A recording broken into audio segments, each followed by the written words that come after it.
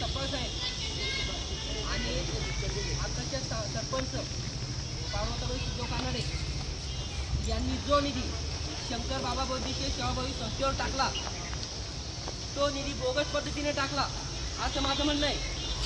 आणि त्या निधीचे छायांकित प्रता ऑडिट रिपोर्ट त्याच्या एमड्या आणि त्याचं कोणत्या अकाउंटला पैसे गेले याची शहानिशा करून तो निधी बोगस पद्धतीने जर खर्च झाला असेल आणि त्याचं जर कुठल्याही प्रकारची नोंद नसेल शासकीय याच्यामध्ये तर तो पूर्ण निधी शासनाच्या तिजोरीत जमा करण्यात यावा. आणि त्यांनी जी बोगस नोकर भरती केली ग्रामपंचायतला ती भरती रद्द करण्यात यावी.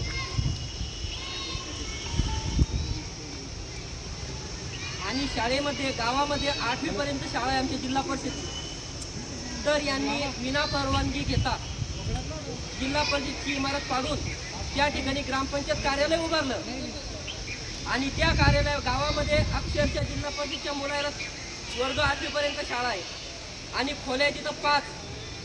आता 3 वर्ग कुठं बसवायचे उन्हात की पाण्यात याचं उत्तर शिव साहेबांनी द्यायला पाहिजे. आणि संबंधित ज्यांनी काम घेतलंय बांधकामाचं त्याच्यावर काय गुन्हा दाखल करायचा तो शिव साहेबांनी तत्काळ करावा. आणि तसं मला आज पत्र द्यावं नसता मी या ठिकाणी गळफास घेऊन माझं स्वतःचं जीवित मी हे संपवतो.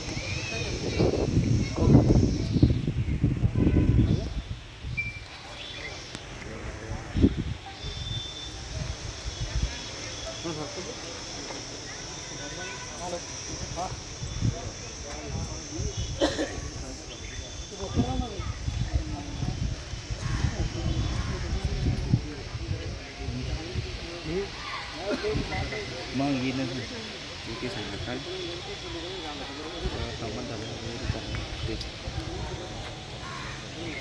ग्रामपंचायतच्या अनुषंगाने आनंद पाटील कानडे यांनी जे या ठिकाणी आंदोलन केलं त्या संदर्भात माननीय उपमुख्य कार्यकारी अधिकारी जिल्हा परिषद जालना यांनी एक पत्र देऊन येणाऱ्या 23 तारखेला त्या संदर्भात हे सुनावणी ठेवलेली आहे.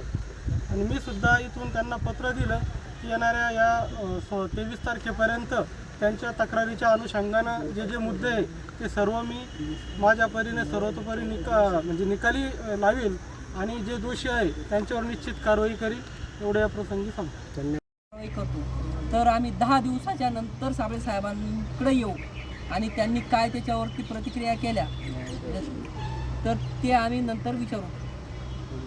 आणि पोलीस प्रशासन पारत पोलीस स्टेशन नेमाने साहेब यांचं मला अगोदरपासून साहेबांचं हे झालं आणि साने साहेबांचंही मोलाचं मार्गदर्शन आतापर्यंत मिळालं. आणि 2023 पासून मला नेमाने साहेबांकडे गेलो होतो त्यांनी त्यावेळेसही मोलाचं मार्गदर्शन केलं होतं. आणि मी आता सध्या तरी माझ्या उपोषणाला स्थगिती देतो. आणि जर मला न्याय नाही मिळाला तर मला पुन्हा प्रवृत्त करू नये ही शासनास नम्र